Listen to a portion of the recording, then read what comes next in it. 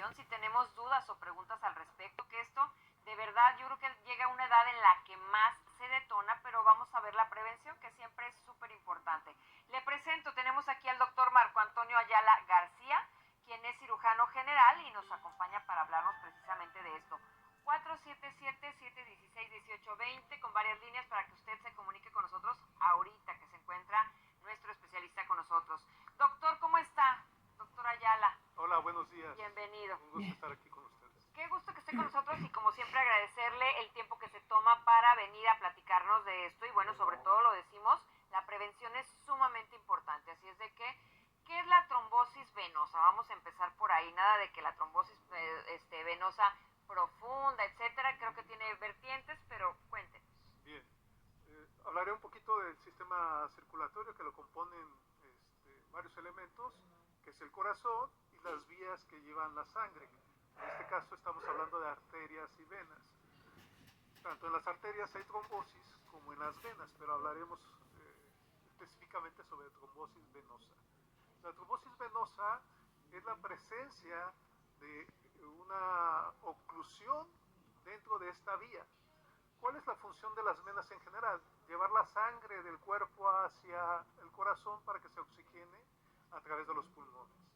Entonces podemos clasificar la trombosis venosa en profunda, superficial y la famosa tromboembolia pulmonar, que a veces suele ser mortal o tener complicaciones tan severas. La gente se preguntará, bueno, a mí, ¿cómo me podría afectar una trombosis? Bueno, puede cambiar la vida completamente debido a que sus complicaciones pueden ser desde locales hasta sistémicas y pueden incluso hasta perder extremidades, porque una de las ubicaciones más frecuentes son las extremidades inferiores. Con esto podemos hablar de que el antecedente de la enfermedad venosa crónica de miembros inferiores, que después puede pasar a insuficiencia venosa crónica de miembros inferiores, es un antecedente importante de este padecimiento que es la trombosis venosa. A ver, doctor, y factores de riesgo, yo le quisiera preguntar, y entre esas preguntas decirle, es más frecuente en hombres que en mujeres, pero digo, creo que en ambos, y la edad en la que también tenemos que tomar nota de esto, o bueno, sabemos que la prevención es súper importante, pero en la que más se detona. Bien, para empezar en forma general, la frecuencia o específicamente hablando de incidencia, se presenta 1.5 casos por cada 1000 habitantes esta enfermedad de trombosis venosa. Hablando de Guanajuato, o sea, una población de 6 millones, estamos hablando de 9,000 casos por año. Entonces es algo frecuente. Ahora que estuvimos en la pandemia de COVID, esto se hizo más frecuente porque el COVID era una enfermedad vascular, hacía que hubiese hipercoagulabilidad en la sangre y lo que hacía era presentar más frecuentes los casos de trombosis. Ahora bien, nosotros como médicos calculamos probabilidades de acuerdo a factores de riesgo. Estos factores de riesgo, ya lo mencionaste Lore, es la edad, es más frecuente en pacientes adultos mayores y obviamente que tengan antecedentes como que, hablando de la enfermedad venosa crónica de enfermedades inferiores, las famosas varices, es un factor de riesgo importante para presentar trombosis venosa profunda o trombosis venosa superficial. Pero existen otros factores como la obesidad, tabaquismo, el uso de anticonceptivos, generalmente el uso de hormonas como estrógenos. El embarazo per se es un factor importante porque altera los estados de coagulabilidad de la sangre y esto hace que se presente la trombosis como mayor frecuente en embarazadas. Estos factores, cuando se suman uno a uno, pues hacen más posible la presencia de la enfermedad. Ahora bien, ¿cómo se manifiesta la enfermedad? El 70% de los casos de trombosis venosa profunda aparece asintomática y lo único que en el tiempo nos da algo que se conoce como síndrome posttrombótico. Este síndrome posttrombótico aparece como el aumento de volumen de una extremidad. Los pacientes usan pantalón y si se dan cuenta que en una pierna les aprieta más que en la otra, dice, ay, algo está pasando. Y bueno, cuando se miden las extremidades vemos que el volumen ha aumentado en una extremidad que otra. Y ese es que en esa extremidad que aumentó el volumen se presentó una trombosis venosa profunda asintomática. ¿De qué depende que se presenten síntomas o no? Pues del tamaño del coágulo. Es decir, si el coágulo es pequeño, pasa inadvertida, simplemente trae esa consecuencia. Pero cuando el coágulo se extiende, lo que hace es un efecto de oclusión severa y va a aumentar por ende la extremidad en forma aguda, o sea, inmediata, y el paciente pues siente un dolor intenso y acude al médico para atención. Y pues se dan cuenta con estudios paraclínicos como el ultrasonido, angiografía, pues que existe esta oclusión. Ahora bien, ¿qué se hace cuando se presenta esto? Pues generalmente indicamos trombectomía o anticoagulación, dependiendo de la ubicación. A ver, doctor, pero entonces, por los factores de riesgo que nos estaba comentando, es más frecuente, mucho más frecuente en las mujeres, ¿cierto? Por supuesto. También supongo que, por ejemplo, aquí nuestros compañeros camarógrafos y gente que pasa mucho tiempo de pie o mucho tiempo sentada, también pudiésemos, como si traemos herencia, mucho más desarrollar todo esto. Desarrolla la enfermedad venosa crónica de miembros inferiores, es decir, las varices. La falta de movimiento, o sea, el sedentarismo como tal, es un factor de riesgo para la enfermedad venosa crónica. Pero esta enfermedad venosa crónica es un factor de riesgo para trombosis.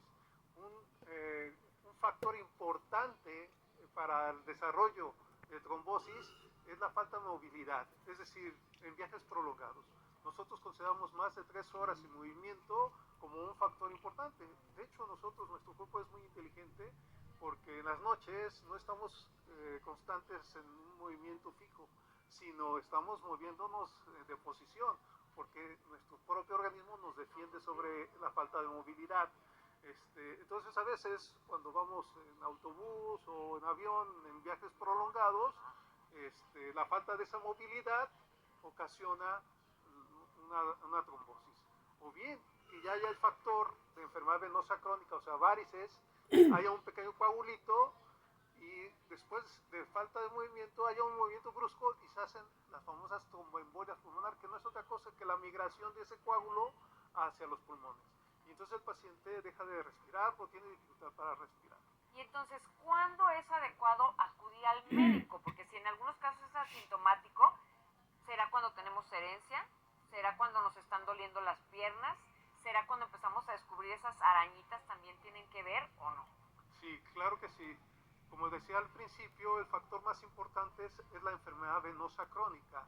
Y la enfermedad venosa crónica tiene varios estadios clínicos, que el primero de ellos es simplemente sintomático, es decir, el paciente tiene dolor, comezón, ardor, calambres nocturnos, adormecimiento, pero se revisan las piernas y están limpias, es decir, no tengo nada. Acuden con un médico general o médico familiar que no está muy avesado en el tema y da simplemente analgésico. Pasa el tiempo y empiezan a desarrollar arañitas y la gente lo ve como algo estético más que como una enfermedad importante.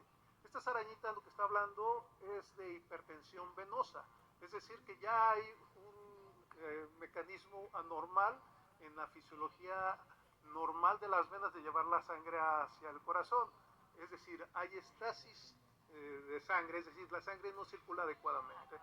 Si se deja evolucionar, aparecen las venas más gruesas, cambian de color esas arañitas de rojas a azules o verdosas y después empiezan a crecer y hay pacientes que llegan con venas muy tortuosas ya a la consulta. Pero curiosamente esta enfermedad conforme va avanzando se vuelve totalmente asintomática y entonces el paciente dice, pues a mí nadie me va a ver las piernas, ¿verdad? Usan pantalón y nadie las ve. Y entonces lo correcto es ir con un angiólogo, ¿verdad?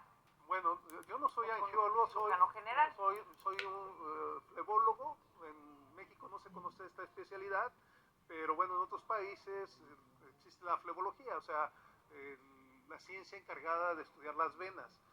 Yo me dedico a la flebología y bueno, gente avesada en esto pues es obviamente el flebólogo, el angiólogo, cirujano vascular, el cardiovascular y en general todos los cirujanos generales.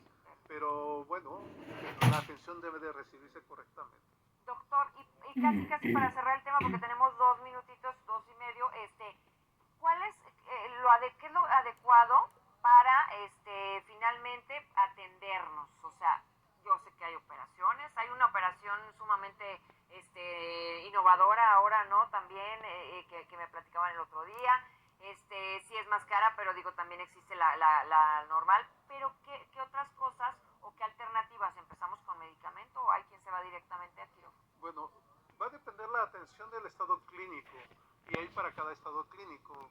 Inicialmente, cuando no hay manifestación de venas anormales, pues se puede dar medicamento que nosotros le llamamos flebotónicos y el uso de medias de compresión, que es algo que la gente se resiste a usar, pensando que las medias son para las abuelitas, ¿verdad? Entonces, pero es algo necesario, porque si no la enfermedad va a progresar. Cuando ya tenemos venas manifestadas como las arañitas o venas más gruesas, pues ya hay procedimientos que se hacen en consultorio como la escleroterapia, que es la inyección de un fármaco que destruye el endotelio de la vena, o sea, la pared interna, y la cierra. Y de ahí todo lo que se desprende como son las cirugías. Actualmente, pues nosotros hacemos cirugías ambulatorias, que prácticamente el paciente entra a quirófano, al terminar sale de él y se va caminando a casa. Pero el uso de medias de elastocompresión son importantes en todos los casos y es algo